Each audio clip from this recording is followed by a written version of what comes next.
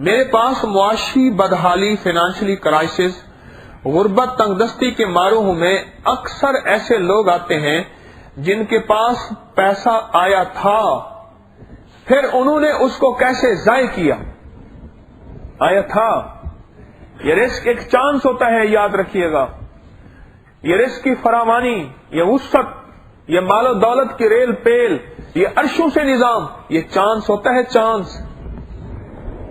کبھی فرد کو ملتا ہے، کبھی خاندانوں کو ملتا ہے، کبھی نسلوں کو ملتا ہے، اور کبھی دو نسلوں کے بعد، ایک نسل کے بعد واپس لے لیا جاتا ہے، اور کبھی نسل در نسل ملتا ہے۔ یہ چانس ہوتا ہے، اور چانس دیا اس کو جاتا ہے جو ان کی شرائط کے مطابق، ہاں اس نے کہ جی مجھ سے فرنچائز انہوں نے چھین لی، کیوں؟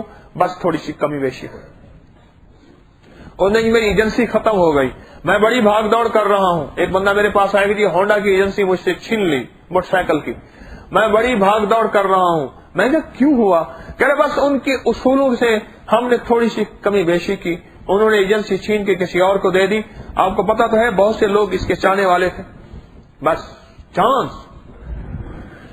اللہ ایک پل کے اندر برکتوں کے دروازے چھین لیتا ہے۔ اللہ کہتا ہے میں نے تمہیں دی تھی یہ نعمتیں، اور اس لیے نہیں دی تھی کہ تیرا حق تھا، یہ ہماری عطا تھی، یہ ہماری عطا ہے، لیکن غلاموں سے نہیں چھینتے۔